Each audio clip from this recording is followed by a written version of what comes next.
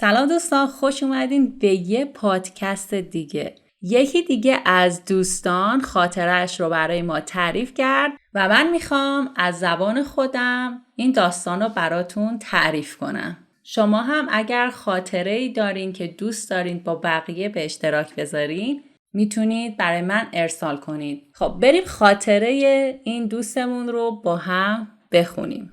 سلام اسعد جون، خوبی عزیزم؟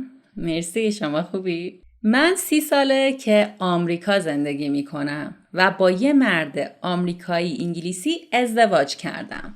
2 بچه داریم، یه دختر و یه پسر. کمی فارسی بلدن و من خیلی دوست دارم که بهتر یاد بگیرن.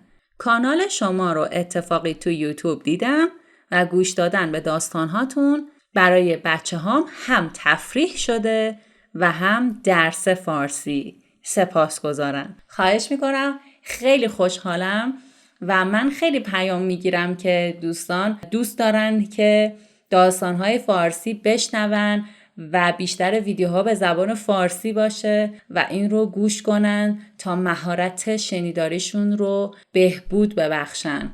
و من خیلی خوشحالم که نه تنها ایشون، خیلی از دوستان دیگه پیام میدن و این سبک از ویدیو خیلی براشون مفیده و استقبال کردن. من دوست دارم داستانم رو براتون تعریف کنم.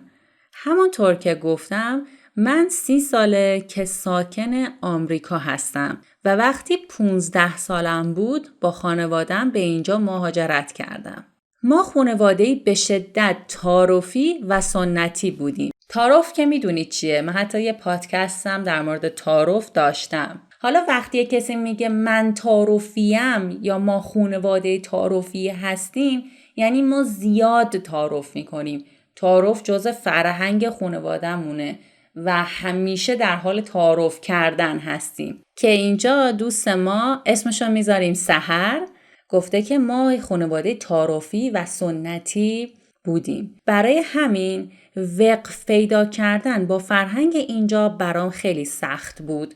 وقف پیدا کردن یعنی خودتو هماهنگ کنی، به شرایط جدید عادت کنی. اون زمان اینترنت و گوشی مثل الان نبود که با یه سرچ ساده بتونی از فرهنگ و عادات مردم کشورهای دیگه مطلع بشی.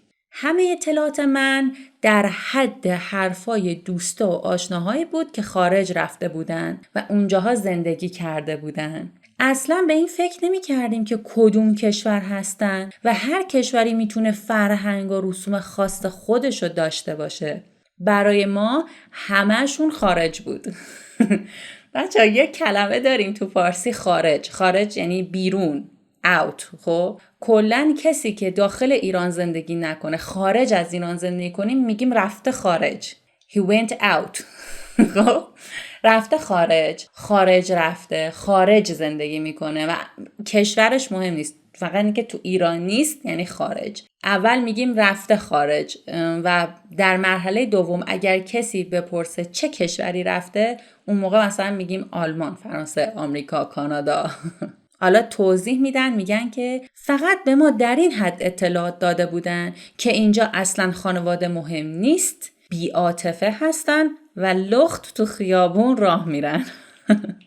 خدا من چه اطلاعاتیه. حالا بماند که همش هم دروغ بود و من هیچ وقت نفهمیدم که چرا این اطلاعات غلط رو میدادن. حتی یادمه که وقتی یکی از فامیل‌های ما برای سفر کاری رفته بود هلند، زمانی که برگشت همه جا میشست تعریف میکرد، میگفتش که آره هلندی ها اصلا موهاشونو شونه نمی کنن. به شونه کردن اعتقادی ندارن. من همینجا تمام هلندی های عزیز معذرت میخوام و همه ما میدونیم که اینا دروغه و واقعا دلیل این دروغا هیچ وقت معلوم نشد. اوایل مهاجرت به من خیلی سخت گذشت چون درست حسابی زبان بلد نبودم و نمیتونستم دوست جدید پیدا کنم. بالاخره بعد از 8-9 ماه چند تا دوست پیدا کردم که اونا هم مهاجر بودن ولی از اروپا اومده بودن. تنها نقطه مشترک ما ضعیف بودن زبان انگلیسی بود. برای همین تصمیم گرفتیم با هم بیشتر وقت بگذرونیم تا با اعتماد به نفس بیشتری بتونیم انگلیسی صحبت کنیم. با هم برنامه میذاشتیم و آخر هفته ها میرفتیم بیرون یا بعد از مدرسه همو میدیدیم. تازه داستان من از اینجا شروع میشه و یه ایموجی خنده گذاشته. من طبق فرهنگ ایرانی و تعارف بازی که مثل همیشه داریم با اینا برخورد میکردم و هر بار هم اونطوری که فکر میکردم پیش نمیرفت. ولی نمیدونم چرا آدم نمیشدم و بار بعدم باز با اینا تعارف میکردم. ازم تعارف تو خونت بوده. تو خونت بوده. وقتی یه چیزی تو خونته یعنی عادتته، یعنی این چیز جزئی از توه. مثلا هر بار میرفتیم کافه یا چیزی میخریدیم من همیشه میگفتم بچه ها مهمون من باشید. مهمون من باشید یعنی be my guest، یعنی من حساب میکنم، من پولشو میدم، شما لازم نیست پول بدین. اونا هم با تعجب نگاه میکردن و بعد میگفتن باشه مهمون تو، خیلی ممنون. اینو باید اضافه کنم که اوایل مهاجرت ما اوضاع مالی خیلی خوبی نداشتیم. پول تو جیبی که بابام بهم میداد زیاد نبود و باید پولامو تا آخر هفته مدیریت میکردم و من بابای سختگیری داشتم. اگه بهش میگفتم پولامو تموم کردم لطفاً یکم دیگه پول بده، امکان نداشت قبول کنه. همیشه هم همینجوری بود، حتی زمانی که ایران بودیم و وضع مالی خیلی بهتری داشتیم. با این حال باز فرداش که میرفتیم بیرون و میخواستیم بستنی بخریم دوباره میگفتم مهمون من. اونا هم میخندیدن و گفتن باشه حتما، تو خیلی مهربونی. آره خیلی مهربونه. تو یه هفته من 3 بار این 3 دوستم رو مهمون کردم و اونا هم عین 3 بار بدون معطلی، یعنی بدون فکر، بدون صبر کردن قبول میکردن. تنها یه بار تو این مدت من خرجی نکردم، اونم به این دلیل بود که چیزی نخریدیم و چیزی نخوردیم. البته که اگه تصمیم میگرفتن که چیزی هم بخریم من دیگه پولی نداشتم، فقط کرایه ماشینمو داشتم. کرایه ماشین اون پولیه که به تاکسی میدی تا تو رو به مقصد برسونه، میگیم کرایه ماشین یا کرایه تاکسی. شب اون روز که رسیدیم خونه رفتم پیش خواهرم و داستان رو بهش تعریف کردم و گفتم میدونی که بابا پول اضافه نمیده، تو داری بهم قرض بدی، هفته دیگه بابا که پول داد بهت برمیگردونم. خواهرم با کلی غرغر بهم پول قرض داد و گفت اگه تکرار کنی به بابا میگم، مگه تو نمیدونی اینا تعارف سرشون نمیشه؟ چیزی سر کسی نمیشه یعنی اون چیزا نمیفهمه، متوجه این رفتار نیست. یعنی تو نمیدونی که اینا تعارف نمیدونن چیه، اینا اصلا تعارف ندارن. خب ازل جان من از کجا بدونم اینا میدونن تعارف چیه یا نه؟ وقتی من رسیدم آمریکا و دیدم تمام داستانهایی که دوستان و آشناهای به اصطلاح خارج رفته ما تعریف میکردن همش دروغ بود و اصلا شرایط مثل اونی نبود که برای ما توصیف کرده بودن و اتفاقا خیلی آدمهای مهربون، خونگرم و خانواده دوستی بودن، پیش خودم میگفتم خب پس اینا خیلی شبیه ما هن، مثل ما هن، پس تعارف هم دارن. حق داشته واقعا، من اینجا به حق میدم. فردای اون روز دوباره تصمیم گرفتیم بریم کافه و کل مسیر رو با خودم حرف میزدم که سحر امروز دهنتو میبندی و هیچی نمیگی. تمام راهو من سکوت کردم، اصلا حرف نمیزدم، همش میترسیدم یه اشتباهی بکنم و دوباره همه پولامو خرج کنم. رفتیم کافه همیشگی و من فقط یه شیر قهوه ساده سفارش داده بودم، اما بقیه دوستان کنار نوشیدنی هاشون کیک و شیرینی هم داشتن. موقع حساب کردن که رسید سرم پایین بود و اصلا جرأت نمی کردم تو چشای دوستام نگاه کنم.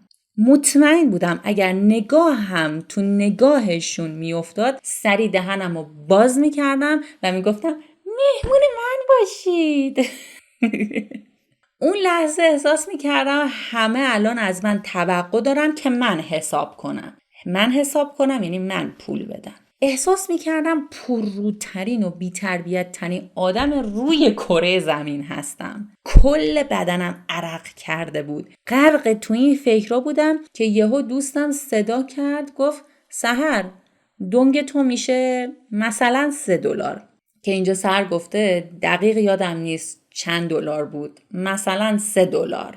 یه لبخند دوستانه هم توی صورتش بود و اصلا نشونه‌ای از ناراحتی نبود. آخر وقت هم همه دوستان متوجه سکوت اون روز من شده بودن و سعی داشتن بپرسن که چه مشکلی دارم و میخواستن کمکم کنن، میخواستن منو خوشحال کنن. تمام اون مدت که من احساس شرمساری و خجالت داشتم، اونا اصلاً تو این فکرها نبودن. اون لحظه یکی از خاطره انگیزترین لحظات زندگیم بود. درسته چندین بار بعد از اون شب من دوباره تعارف کردم و اونا هم به راحتی قبول کردن. اما کم کم یاد گرفتم رک باشم. بچه‌ها رک بودن یعنی رو راست بودن، یعنی هر چیزی که فکر میکنی درسته رو به زبون بیاری بگی.